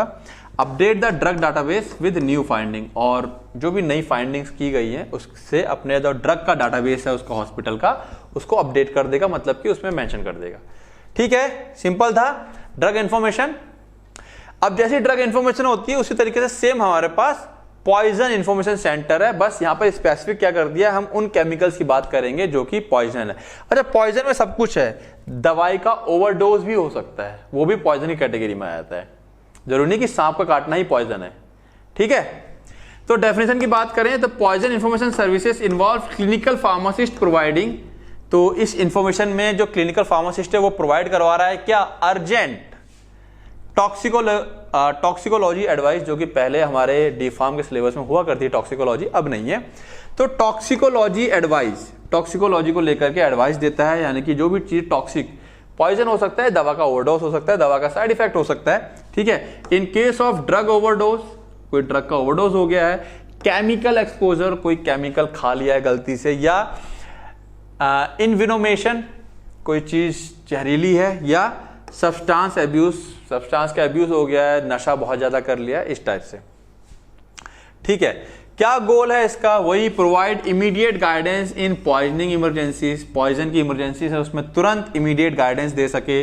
रिड्यूस मॉर्बिडिटी एंड मॉर्टेलिटी, ठीक है, पॉइजन से होने वाली मॉर्बिडिटी, खामियां, शरीर में कई बार हाथ पैर खराब हो जाते हैं, लकवा मार जाता है, या मृत्यु रिलेटेड टू टॉक्सिक एक्सपोजर, वो ना हो। ठीक है, प्रिवेंट करना है, रोकना है अननेसेसरी हॉस्पिटल एडमिशंस और प्रोसीजर्स, भाई तुरंत अगर गाइडेंस मिल जाएगी तो बेवजह हॉस्पिटल में आप एडमिट नहीं होंगे, सुबह एडमिट हुए शाम तक डिस्चार्ज हो जाएंगे, लंबे समय तक एडमिट रहने की जरूरत नहीं पड़ेगी। ठीक है, लंबी चौड़ी प्रोसीजर आप करने की आपके साथ जरूरत नहीं पड़ेगी। Support clinical team in appropriate use of antidote. अगर कोई क्लिनिकल टीम डील कर रही है किसी पॉइजनस पेशेंट के साथ, ओवरडोज वगैरह हो गई है, तो क्या एंटीडोट वगैरह रहेगा या क्या सपोर्टिव केयर रहेगी, उसके रिगार्डिंग में इंफॉर्मेशन देना। Collect data for toxicovigilance. Toxicovigilance, अगर कोई चीज टॉक्सिक चली गई है या बॉडी में ओवरडोज वगैरह हो गया है तो उसके रिगार्डिंग में डाटा कलेक्ट करना एंड पब्लिक हेल्थ मॉनिटरिंग, और पब्लिक हेल्थ को मॉनिटर करना। ठीक है ना, तो ये सारा इसका गोल रहेगा। प्रोसेस सेम रहेगी। स्टेप 1 रिसीव द क्वेरी, जो भी क्वेरी आएगी फ्रॉम इमरजेंसी डिपार्टमेंट से आ जाए, क्लिनिशियन से आ जाए, नर्स से आ जाए या किसी पब्लिक से आ जाए। स्टेप 2 कलेक्ट इसेंशियल इन्फॉर्मेशन, जो भी इसेंशियल जरूरी इन्फॉर्मेशन है उसे कलेक्ट करेगा। Types and amount of substance, यानी कि किस टाइप का सब्सटेंस या मेडिसिन दी गई थी, कितने अमाउंट में दी गई है। रूट ऑफ एक्सपोजर, ओरल खिलाई गई है या आईवी दिया गया है। टाइम सिंस एक्सपोजर, कितना समय हो गया है। Patient demographic, age, height, health वगैरह सब कुछ। सिम्टम्स क्या हैं और साथ में कोमॉर्बिडिटीज और क्या क्या बीमारियां हैं उसको। ठीक है। Step 3 risk assessment, determine the severity of poisoning based on toxic dose and clinical condition. जो पेशेंट की क्लिनिकल कंडीशन है और टॉक्सिक डोज के आधार पर उसकी सीवियरिटी को एनालाइज करेगा। स्टेप 4 कंसल्ट रेफरेंसेस, अब वो रेफरेंस देखेगा जाकर के। ठीक है ना। यूज वैलिडेटेड सोर्सेज जैसे कि Toxbase, poison index, IPCS, Inchem, national poison database, तमाम वेबसाइट्स हैं, उनमें जाकर के इनके बारे में सर्च करेगा। ठीक है ना। फिर provide management guideline, advise on decontamination, यानी किस तरह से जहर को बाहर निकाला जाए, कम किया जाए। Supportive care, use of antidote, कौन सा एंटीडोट दिया जाए, कैसे मॉनिटर किया जाएगा, व्हेन टू हॉस्पिटलाइज, कब उसको हॉस्पिटलाइज करने की जरूरत है, इन सब के बारे में क्या करेगा, डाटा प्रोवाइड करवाएगा जिस किसी ने भी क्वेरी मांगी है। स्टेप 6 डॉक्यूमेंट द केस, जो भी ये केस आया था उसको डॉक्यूमेंट कर लेगा, उसकी डिटेल को रिकॉर्ड करेगा, क्वेरी रिकॉर्ड करेगा, असेसमेंट क्या जांचा उसने, क्या रिकमेंड किया और क्या उसका आउटकम आया, वो सब डॉक्यूमेंट करता है। वो डॉक्यूमेंट मतलब लिखित में लिख लेगा अपने पास। स्टेप 7 फॉलोअप, फिर फॉलोअप करेगा, मॉनिटर करेगा पेशेंट प्रोग्रेस। अगर उसी के हॉस्पिटल का है तो भाई कि जो इन्फॉर्मेशन उसने दी और जो उसके ऊपर एप्लीकेबल हुई, लागू की गई, जो भी उसके ऊपर ड्रग रेजिमेन, उससे क्या उसकी प्रोग्रेस हुई, and update treatment recommendations if necessary. और अगर कोई ट्रीटमेंट रिकमेंडेशन जरूरी है तो उसको क्या करेगा, रिकमेंड करेगा।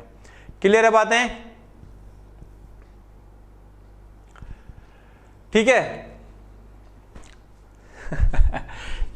कोई नहीं, ठीक है। देखो, अगर आपको अभी 7 टॉपिक है, 4 टॉपिक पढ़ लिए, आपको लगता है कि नहीं अब नहीं पढ़ना है, बाद में पढ़ेंगे, तो आराम से इसको वीडियो को यहाँ पॉज कर सकते हो, बाद में कर सकते हो। और मन कर रहा है पढ़ने का, अच्छा लग रहा है तो मुंह धुल लो, पानी वानी पी लो।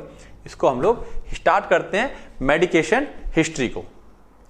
तो मेडिकेशन हिस्ट्री, ठीक है ना। मेडिकेशन हिस्ट्री में क्लिनिकल फार्मासिस्ट का क्या रोल रहता है, गोल, डेफिनेशन, गोल और क्या प्रोसीजर रहेगा, आओ देखें। तो डेफिनेशन समझे, मेडिकल हिस्ट्री क्या होती है। Medication history is a systematic and comprehensive process. ये भी एक सिस्टमैटिक और कॉम्प्रिहेंसिव डिटेल प्रोसेस है, conducted by a clinical pharmacist to obtain and document, obtain करना, इकट्ठा करना और डॉक्यूमेंट करना, उसे लिखना, आप पेशेंट्स कंप्लीट मेडिकेशन प्रोफाइल। ठीक है ना, पेशेंट्स की कंप्लीट दवाइयों का चिट्ठा।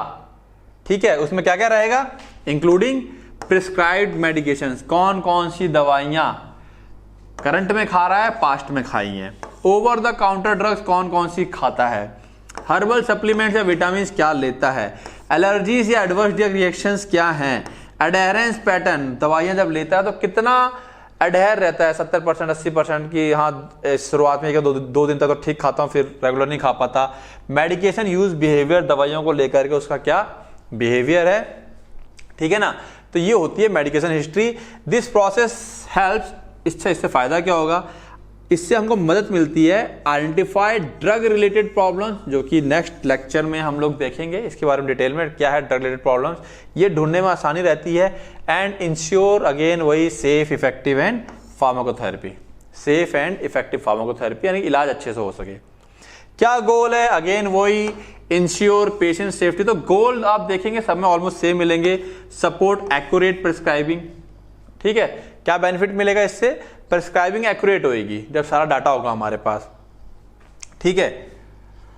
देन फैसिलिटेट मेडिकेशन रिकॉन्सिलेशन, दवाइयों का मिलान करना काफी आसान होता है। तो सेफ्टी के लिए बात करें तो prevent medication error such as omissions, हमको मेडिकेशन एरर से बचाव मिल जाता है, कोई चीज छूट तो नहीं रही है, डुप्लीकेशन तो नहीं हो रहा है, अगेन वही इंटरेक्शन तो नहीं है, इनकरेक्ट डोज तो नहीं है। एक्यूरेट प्रिस्क्राइबिंग में क्या रहेगा? Provide clinicians with reliable information to guide therapy decision. पूरी हिस्ट्री है उसके पास, तो उसको दवाई लिखने में क्या रहेगी? सहूलियत रहती है। Then identify, okay, facilitate medication reconciliation, compare a patient's medication history with current orders to identify discrepancies. Past में जो दवाएं चल रही थी और जो अभी चल रही हैं उसको मिलान करने में आसानी रहती है कि कौन सी दवा, कोई ऐसी दवा तो नहीं दे दी गई है जो उसको दिक्कत दे सकती है। Identify and resolve drug related problem, जो भी दवाओं से संबंधित प्रॉब्लम होती है उसे आइडेंटिफाई करना और ठीक करना आसान रहता है। जैसे कि detect issues such as non adherence, कि वो दवाइयां टाइम से क्यों नहीं ले पाता, क्या वजह आती है, एडवर्स इफेक्ट तो नहीं है कोई, यूज ऑफ इनअप्रोप्रिएट मेडिकेशंस, इन सब चीजों को ढूंढना आसान रहता है। इंप्रूव कंटिन्यूटी ऑफ केयर, जो उसकी केयर है वो लगातार निरंतर एक समान रहती है, इंप्रूवमेंट होता है उसमें। Ensure the patients therapy is maintained appropriately, ठीक है ना। तो यहां पे ये सुनिश्चित होता है कि पेशेंट्स की जो थेरेपी है, जो थेरेपी चल रही है, इज मेंटेन्ड एप्रोप्रिएटली, वो एप्रोप्रिएटली सही से चलती रहे across different health care setting, ठीक है ना। जब ये सारा डाटा उसके पास है तो अलग अलग हेल्थ केयर सेटिंग्स में, मान लो उसको हार्ट का प्रॉब्लम है, किडनी का प्रॉब्लम, तो अलग अलग जो हेल्थ केयर सेटिंग्स है जहां जहां दिखाता है वहां पर उसकी जो केयर है वो प्रॉपर चलती रहे। एजुकेट पेशेंट, यहां से पेशेंट को एजुकेट करना भी आसान होता है। Increase awareness and understanding of their medication, हम उसको उसी की दवाइयों के बारे में ज्यादा बेहतर तरीके से समझा पाते हैं। तो आप गोल देखेंगे तो सारे के सारे 7 पॉइंट में लगभग सेम जैसे गोल मिल जाएंगे, तो कोई दिक्कत नहीं, आप गोल सब में सेम लिख सकते हैं। थोड़ा बहुत एक आध पॉइंट एक्स्ट्रा याद कर लीजिएगा किसमें स्पेशल देना है। प्रोसीजर सेम रहता है ऑलमोस्ट, पहले प्रिपेयर करेगा अब यहाँ पर, रिव्यू पेशेंट रिकॉर्ड, पेशेंट का रिकॉर्ड जो है उसको रिव्यू करता है, लैब रिपोर्ट देखता है, रेफरल नोट्स, कोई रेफरल नोट आया हुआ है उसको चेक करता है, प्रिपेयर है मेडिकेशन हिस्ट्री फॉर्म और टेम्पलेट, उसकी पूरी मेडिकेशन हिस्ट्री का फॉर्म एक तैयार करता है। नाउ पेशेंट से अब वो इंटरव्यू करता है, ठीक है, ये सारा उसने पहले अपना चेक तैयार कर लिया। अब वो पेशेंट से क्या करेगा? इंटरव्यू करेगा। Conduct a face to face, या तो सामने बैठा है हॉस्पिटल तो, या फिर टेलीफोनिक इंटरव्यू कर लेगा विद द पेशेंट, या फिर केयर गिवर के साथ। केयर गिवर कौन है? जो पेशेंट की देखरेख कर रहा है, या किसी फैमिली मेंबर के साथ वो क्या करेगा? इंटरव्यू करेगा। यहां पर क्या होगा? Use open ended questions and prompts, question पूछता है जैसे कि can you tell me about all the medication you take, जो जो दवाइयां खाते हो उसके बारे में सब बताइए मुझे। Do you take any vitamin, herbal products, क्या आप कोई विटामिन या हर्बल प्रोडक्ट्स तो नहीं खा रहे हैं, या नॉन प्रिस्क्रिप्शन ड्रग्स तो नहीं खा रहे हैं। वो सब इस तरह से क्वेश्चन पूछेगा और नोट करेगा। कलेक्ट डिटेल इन्फॉर्मेशन, ये सब पूछ करके क्या इन्फॉर्मेशन कलेक्ट करनी है उसे? नेम ऑफ मेडिकेशन, किस ब्रांड की खा रहा है, डोज और फ्रीक्वेंसी, कितनी डोज में कितनी बार खाता है, किस रूट से लेता है, कितने समय के लिए उसको यूज कर रहा है, इंडिकेशन फॉर ईच मेडिकेशन, किस बीमारी के लिए वो दवा खाता है, लास्ट आखिरी डोज कब ली थी, अडेरेंस इश्यूज और साइड इफेक्ट, कोई साइड इफेक्ट तो नहीं हुआ कभी खाकर, या लगातार आप टाइम से खाते हैं दवाइयां या खा ही नहीं पाते, ये सारी इंफॉर्मेशन कलेक्ट कर लेगा। फिर वेरीफाई एंड क्रॉस चेक करेगा, वेरीफाई करेगा, कंपेयर विद किससे? प्रिस्क्रिप्शन रिकॉर्ड, जो प्रिस्क्रिप्शन रिकॉर्ड है उससे चेक करेगा जो बातें बताई गई हैं सही है या नहीं है। फार्मेसी डिस्पेंसिंग रिकॉर्ड, या फार्मेसी डिस्पेंसिंग रिकॉर्ड है वहां चेक कर लेगा। मेडिकेशन बोटल्स और list, electronic health record, compare करने के कई सारे तरीके हैं, कहीं से भी वो कंपेयर कर सकता है। देन डॉक्यूमेंटेशन, फिर क्या करेगा? डॉक्यूमेंट कर लेगा, लिख लेगा अपने पास सारी चीजों को, रिकॉर्ड करेगा all collected information in the patients medical chart, patient का जो चार्ट है उसमें सारा डाटा डाल देगा, या जो उसका इलेक्ट्रॉनिक सिस्टम है वहां सारा कुछ डाल देगा। क्लियरली नोट एनी डिस्क्रिपेंसीज और कंसर्न्स, और क्लियर कट नोट डाल देगा कि भाई ये चीज मैच नहीं कर रही, गड़बड़ है और ये चिंता का विषय है, तो ध्यान रखा जाए इसके ऊपर। कम्युनिकेट फाइंडिंग, कोई चीज उसे मिली है जो कि सही नहीं है तो उसको कम्युनिकेट करेगा। Share relevant information with the health care team, जो भी डॉक्टर्स हैं या हेल्थ केयर टीम उनके साथ क्या करेगा? कम्युनिकेट करेगा।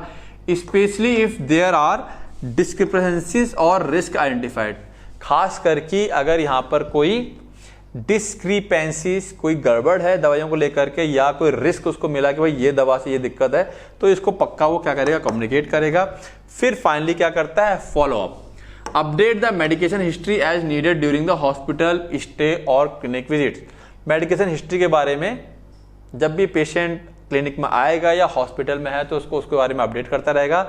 Assist in ongoing medication reconciliation process, और जो ऑनगोइंग मेडिकेशन चल रही है उसका मिलान करेगा, ठीक है ना, और उसके बारे में उसको बताता रहेगा। तो ठीक है, इसमें कुछ खास चीजें नहीं थी, चीजें हमको समझ में आ रही। जैसे मैंने कहा कि यहां पर अगर आप देखेंगे तो कॉमन से स्टेप हैं, ठीक है ना, थोड़ा सा इसको मन से बना के भी लिख सकते हैं, कोई दिक्कत वाली बात नहीं है। पॉइंट थोड़ा सा समझ लेंगे कि हाँ इसके बाद ये, इसके बाद ये, इसके बाद ये, हम सबको पता है। कोई मैं तुमसे बोल दूं कि भाई एक पेशेंट को ऐसे ऐसे करना है, उसका चार्ट तैयार कीजिए, क्या करेंगे, तो कुछ तो 6-7 पॉइंट, 4-5 पॉइंट तो बता देंगे कि पहले ये करेंगे, फिर ये करेंगे, फिर ये करेंगे, कॉमन से है, ठीक है।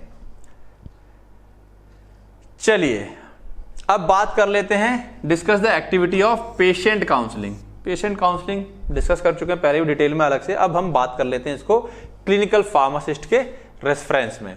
तो डेफिनेशन क्या होता है काउंसलिंग, हम सबको पता क्या होता है, फेस टू फेस या वर्चुअल या फोन के ऊपर हो जाता है between a clinical pharmacist and patient के बीच में, या उसकी जो देखरेख कर रहा है केयर गिवर, उनके बीच में आपस में क्या होता है, एक कॉन्वर्सेशन होता है, where the pharmacist provide tailored information.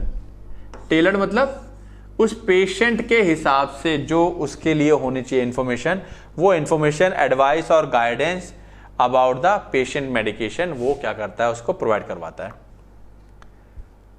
क्या गोल होगा, अगेन इंप्रूव मेडिकेशन एडेरेंस, ताकि मेडिकेशन एडेरेंस बनी रहे, ensure safe use of medication, medication का सेफ यूज बना रहे, इनहेंस थेरेपेटिक आउटकम, जो दवाइयां चल रही हैं उसका आउटकम अच्छा आए, एम्पावर पेशेंट, पेशेंट को एम्पावर करना, मजबूत करना, जिससे कि वो active participation in their own care, वो अपनी देखरेख में भी एक्टिवली पार्टिसिपेट कर पाए। ये नहीं कि यार यार ठीक है खा लेंगे, ऐसा नहीं होना चाहिए, ठीक है ना।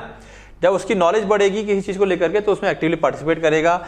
Reduce medication error and misuse, क्या गोल है इसका, मेडिकेशन एरर का, मेडिकेशन एरर ना होना और उसका मिसयूज ना होना। आप ये डायरेक्ट हेडिंग भी लिख देंगे, सेम जो पीछे वाले आ रही हैं वो भी चल जाएंगी। प्रमोट हेल्थ लिटरेसी, यानी कि हेल्थ को लेकर के जो लिटरेसी है, जागरूकता है, वो प्रमोट हो सके।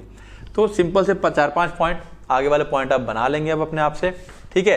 प्रोसीजर की बात करें तो सबसे पहले जब इंटरव्यू होगा उसका काउंसलिंग को लेकर के, तो प्रिपेयर करेगा, क्या प्रिपेयर करेगा, clinical pharmacist review the patients medical and medication history, उसका जो पेशेंट का जो मेडिकल और मेडिकेशन हिस्ट्री है उसको प्रिपेयर कर लेगा पहले से ही कि क्या क्या चीजें हैं, क्योंकि अब उसे काउंसलिंग करनी है। आइडेंटिफाई की काउंसलिंग पॉइंट, जैसे कि कोई नई मेडिकेशन है या डोज में चेंजेस आए हैं या डिस्चार्ज प्लानिंग कोई है तो उसको लेकर के वो नोट कर लेगा। फिर क्रिएट अ कंड्यूसिव एनवायरनमेंट, एक ऐसा एनवायरनमेंट कि वहां पेशेंट को कंफर्ट लगे, ठीक है ना, जैसे कि प्राइवेसी, क्योंकि कई बार ऐसा हो सकता है कुछ ऐसी बातें डिस्कस होंगी जो पेशेंट सबके सामने डिस्कस नहीं कर सकता। मिनिमाइज इंटरप्शन, ऐसी जगह ना हो कि बार बार कोई उसको बुला रहा है, फोन आ रहा है, ये चीज नहीं होनी चाहिए, ठीक है ना। Use language the patient understand, avoiding jargon, आप ऐसी लैंग्वेज में बात करेंगे पेशेंट समझें और जार्गन का यूज नहीं करेंगे, जैसे कि आपका सिस्टोलिक गड़बड़ है, सिस्टोलिक बीपी, अब वो समझ ही नहीं पाएगा सिस्टोलिक बीपी क्या है, तो ऐसे जार्गन का यूज नहीं करेंगे, ठीक है। कंडक्ट द काउंसलिंग सेशन, जब आप ये कर लेंगे, एक ऐसा एनवायरनमेंट आपने सेट कर लिया, प्रिपरेशन कर ली, अब आप क्या करेंगे, सेशन को कंडक्ट करेंगे, अपने आप को इंट्रोड्यूस करेंगे और एक्सप्लेन करेंगे पर्पस कि भाई मैं क्यों आया हूं आपके पास। यूज ओपन एंडेड क्वेश्चन, उससे आप ओपन एंडेड क्वेश्चन करेंगे, जैसे what the patient knows about their condition, वो अपनी कंडीशन के बारे में क्या जानता है, दवाइयों के बारे में क्या जानता है। Any difficulties they are experience, या किसी तरह की कोई डिफिकल्टी तो उसको नहीं हो रही, जैसे कोई साइड इफेक्ट है या एडहेरेंस इशू है, ये सारी बातें वो उससे डिस्कस करेगा, ठीक है। जब ये सारी चीजें हो जाएंगी देन प्रोवाइड रिलेवेंट इन्फॉर्मेशन, ठीक है। फिर वो उसको रिलेवेंट यानी कि दवाइयों से रिलेटेड इन्फॉर्मेशन देगा कि दवाई का नाम, पर्पस क्या है दवाई का, किस डोज में किस रूट से लेनी है, कितने समय तक चलेगी, when and how to take, कब और कैसे लेनी है मेडिकेशन को, खाने के साथ या किस समय लेनी है, खाने से पहले लेनी है, पॉसिबल साइड इफेक्ट क्या हो सकते हैं, what to do if they occur, क्या साइड इफेक्ट देखने को मिल सकते हैं, जरूरी नहीं कि होंगे ही, और अगर होते हैं तो क्या करना है। स्टोरेज इंस्ट्रक्शन, कहां पर और कैसे स्टोर करना है, ठीक है। मिस्ड डोज इंस्ट्रक्शन, अगर आप गलती से सुबह की दवाई खाना भूल गए तो क्या करना है। Drug and food interaction if any, अगर कोई खास खाना जैसे मान लो कुछ दवाइयों को होती है इसको फैट के साथ ही लिया जाता है, कुछ दवाई ऐसी होती है जिसमें आपको फैट नहीं लेना है, तो वो सारी इंफॉर्मेशन आप उसको बताएंगे। ठीक है, तो ये काउंसलिंग वाला पार्ट हम लोग ऑलरेडी पहले भी कर चुके हैं। ठीक है, use tool to aid understanding, आप ऐसी चीजों को इस्तेमाल करेंगे कि वो चीजों को समझ सके, जैसे कि यूज विजुअल एड्स। ठीक है, लीफलेट्स वगैरह होती हैं, प्रिंटेड लीफलेट्स होती हैं। पिल्स ऑर्गेनाइजर, पिल्स को ऑर्गेनाइज करने का एक सेटअप आता है कि आप किस समय पे कौन सी पिल्स लेंगे, उसका इस्तेमाल कर सकते हैं। वेरीफाई अंडरस्टैंडिंग, आप चेक करेंगे कि आपने जो समझाया है वो समझ गया। Use the teach back method, teach back यानी कि आप मुझे बताओ, ask the patient to repeat in their own words, या अपने शब्दों में समझाओ कि जो मैंने तुम्हें समझाया है। क्लैरिफाई एंड एनी मिसअंडरस्टैंडिंग, आप क्लैरिफाई करेंगे कोई मिसअंडरस्टैंडिंग तो नहीं हुई। इनकरेज क्वेश्चंस, ठीक है, क्वेश्चंस को इनकरेज करेंगे, जैसे अलाउ द पेशेंट और caregiver to ask anything they are unsure about, आप उसको इनकरेज करेंगे कि कोई भी चीज आपको अगर अनश्योर है, क्लियर नहीं है, तो आप उसको हमसे पूछें। डॉक्यूमेंट द काउंसलिंग सेशन, जो भी काउंसलिंग हुई उसे डॉक्यूमेंट करेंगे। रिकॉर्ड की पॉइंट डिस्कस, क्या क्या आपने डिस्कस किया, specially for high risk medicine, कोई हाई रिस्क मेडिसिन है उसको लेकर के आपने क्या डिस्कशन किया वो सारा कुछ आप रिकॉर्ड करेंगे। ठीक है, then follow up, provide contact detail for queries, कोई क्वेरी होती है तो आप एक कॉन्टैक्ट दे देंगे कि इस नंबर पे कॉल करें। Arrange for follow up counselling, ठीक है, अगर काउंसलिंग द्वारा जरूरत पड़ती है तो वो आप अरेंज करेंगे अगर जरूरत है तो, जैसे कि ड्यूरिंग क्रोनिक डिजीज मैनेजमेंट हो सकता है हफ्ते में एक बार आके काउंसलिंग करनी पड़ जाए, तो उसको आप मैनेज करेंगे। ठीक है, तो काउंसलिंग वाला पार्ट भी सिंपल है, कोई खास नहीं था, सारी चीजें मतलब ऑलमोस्ट पड़ी सी हैं, बस क्लिनिकल फार्मासिस्ट के रूप में हम अलग से पढ़ रहे हैं। देन राइट डाउन, ओके, 7वां पॉइंट, लास्ट टॉपिक है अपने पास, इंटर प्रोफेशनल कोलैबोरेशन, यानी कि एक हम सबको पता है जो क्लिनिकल फार्मासिस्ट है कुछ काम तो अपने खुद से कर सकता है, भाई काउंसलिंग वगैरह हो गया, लेकिन मैक्सिमम काम उसको हेल्थ केयर टीम के साथ करने होते हैं, डॉक्टर नर्सेस इन सबके साथ मिलके काम करना होता है। इसीलिए क्वेश्चन बना है यहां पर, इंटर प्रोफेशनल कोलैबोरेशन कैसे करेगा, किस प्रकार वो सबके साथ तालमेल बैठाएगा। ठीक है, क्या डेफिनेशन रहेगी, गोल और क्या प्रोसीजर रहेगा इंटर प्रोफेशनल कोलैबोरेशन का। ठीक है, तो यहां पर अगर हम बात करें डेफिनेशन की तो क्या है, inter professional collaboration is the process by which a clinical pharmacist work closely. Inter professional collaboration, collaboration मतलब होता है आपस का तालमेल, यह वो प्रोसेस है जिसके द्वारा जो क्लिनिकल फार्मासिस्ट होता है वर्क करता है क्लोजली, एकदम पास में रह करके एंड इफेक्टिवली, ठीक है, with other health care professionals, साथ में और सक्षमता के साथ दूसरे हेल्थ केयर प्रोफेशनल के साथ वो काम करता है। सच एज, कौन कौन से हेल्थ केयर प्रोफेशनल होंगे, फिजिशियन, नर्सेस, डाइटिशियन, थेरेपिस्ट, ठीक है, इन सब के साथ मिलकर के, to provide patient centred care, जिससे कि पेशेंट सेंटर्ड केयर मिल सके। क्लियर। गोल की बात करें, अगेन क्या गोल है, improve patient outcome, enhance patient safety, promote rational drug use, encourage share decision making, ये एक पॉइंट आ गया यहां के लिए स्पेशल, शेयर डिसीजन मेकिंग, जो डिसीजन मेकिंग है वो शेयरिंग के साथ हो सके, सब अपनी अपनी इंफॉर्मेशन को लेकर के फिर एक डिसीजन ले सके, ठीक है ना। Involve the entire health care team including the patients in treatment decision, involve होना पूरी हेल्थ केयर टीम का, किसमें, ट्रीटमेंट डिसीजन में, ये एक मेन काम आ जाएगा इसके लिए स्पेशली, बाकी सब तो कॉमन है। ऑप्टिमाइज रिसोर्स यूटिलाइजेशन, ठीक है, जैसे कि इसमें रिसोर्स का जो यूटिलाइजेशन है, जो भी रिसोर्सेज हैं वो ऑप्टिमाइज हो, जैसे कि avoid duplication of efforts and improve efficiency in care delivery, यानी कि कोई एफर्ट्स अगर पेशेंट के लिए किए जा रहे हैं, मान लो वही सेम काम नर्स भी कर रही है, वही सेम काम डॉक्टर भी कर रहा है, तो वो दो बार एक ही चीज करने की जरूरत नहीं है, ठीक है, तो वो डुप्लीकेशन नहीं होगा, कोलैबोरेशन रहेगा, तो भाई ठीक है, इस बंदे ने ये काम कर दिया, अब सेम काम इसको करने की जरूरत नहीं है पेशेंट के लिए, तो अवॉइड डुप्लीकेशन ऑफ एफर्ट्स है, ठीक है, and improve efficiency in care delivery, जो आप केयर की डिलीवरी दोगे यानी कि देखरेख करोगे उसमें एफिशिएंसी आएगी, ठीक है, क्षमता आएगी। Then support professional growth, obviously बात है, जब सब मिलकर काम करेंगे तो प्रोफेशनल ग्रोथ भी अच्छी होगी। फॉस्टर म्यूचुअल रेस्पेक्ट, एक दूसरे के लिए रेस्पेक्ट फॉस्टर होगा, डेवलप होगा, लर्निंग बढ़ेगी, and communication among health care team members, आपस में कम्युनिकेशन बढ़ेगा।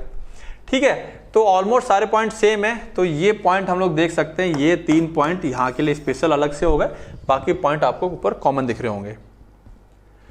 नाउ प्रोसीजर क्या रहेगा इसका, इस्टेब्लिश रोल एंड स्कोप, किसका क्या रोल है और क्या स्कोप रहेगा।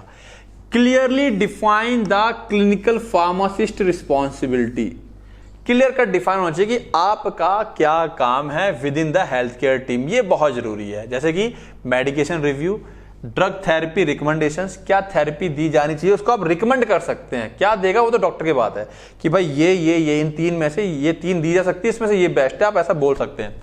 और मॉनिटरिंग, क्लियर कट आपका डिफाइन होगा कि आपका क्या क्या काम रहेंगे। Then participate in clinical rounds and meeting, जो भी क्लिनिकल राउंड्स और मीटिंग है उसमें पार्टिसिपेशन होना, ठीक है। इफेक्टिव कम्युनिकेशन, वही सेम चीज आगे कि आपस में कम्युनिकेट करना, ठीक है। देखो क्लिनिकल राउंड में वही सारे पॉइंट आ गए, यहाँ पे कम्युनिकेशन के अंदर वही सारे पॉइंट आ गए। कोलैबोरेटिव डिसीजन मेकिंग, मिल करके एक साथ डिसीजन लेना।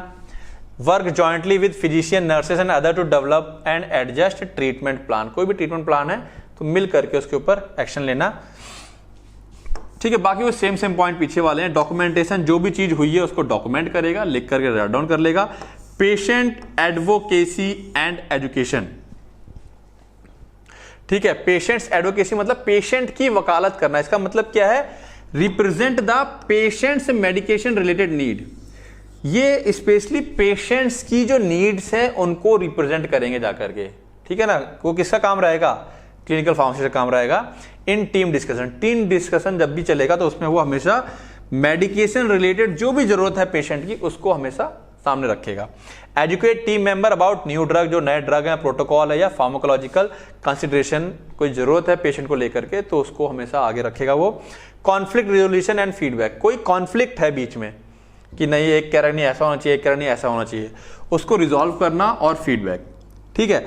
Address disagreement professionally with focus on patient welfare, कोई डिसएग्रीमेंट है तो उसको रिजॉल्व करना और फोकस रखना कि हमारा कॉन्फ्लिक्ट पेशेंट के केयर डिलीवरी में दिक्कत ना करे, यानी कि जो पेशेंट का जो वेलफेयर है उसमें प्रॉब्लम नहीं आनी चाहिए। Encourage and accept feedback to improve collaborative practice, जो इनकरेज एंड एक्सेप्ट फीडबैक, जो भी फीडबैक है सबसे फीडबैक लेना टू इंप्रूव कोलैबोरेटिव प्रैक्टिस, जिससे कि जो मिल करके काम करने वाला चीज है वो इंप्रूव हो सके। Continuous improvement, engage in inter professional education and training, लगातार इंप्रूवमेंट कैसे होगा, सबको आपस में किसका क्या करना, एजुकेट करना और ट्रेन करना रिगार्डिंग जिस चीज में क्लिनिकल फार्मासिस्ट एक्सपर्ट है। Participate in audits, clinical governance and quality improvement initiative, कोई भी ऑडिट हो रहा है या क्लिनिकल गवर्नेंस है, ठीक है, या क्वालिटी इंप्रूवमेंट का कोई चीज है तो उसमें शुरुआत लेना या उसमें एक्टिवली पार्टिसिपेट करना, ठीक है। तो ये वाला पॉइंट इतना खास नहीं है, लास्ट के यहाँ तक 4 पॉइंट ज्यादा इंपॉर्टेंट थे, ये 2 पॉइंट इतने खास नहीं है, बट ठीक है, ओके है, क्लियर है बातें। तो ये इसका क्या हो जाएगा, प्रोसेस हो जाएगा। And this lecture is finish. थोड़ा सा लेंदी था क्योंकि 7 पॉइंट थे इसके अंदर, एक ही के अंदर मैंने खत्म कर दिए, 4 और 3 करके भी कर सकता था, तो 2 लेक्चर में फिर मजा नहीं आता। तो बेटा आपको करना क्या, ये बातें आप सबको पता है, ठीक है ना। कोई प्रॉब्लम आएगा तो मुझे कॉल कर लेंगे। यूट्यूब वाले बच्चों को नोट्स डिस्क्रिप्शन में मिल ही रहे हैं, बाद बाकी अगर जुड़ना चाहते हैं हमारे साथ तो लाइव क्लास के माध्यम से या फिर जो हमारा ऐप है उसके थ्रू आप लोग हमसे जुड़ सकते हैं। बाद बाकी सबसे जरूरी चीज क्या है, पढ़ाई करना है, पढ़ना है और रिवाइज करना है। Okay, all the best.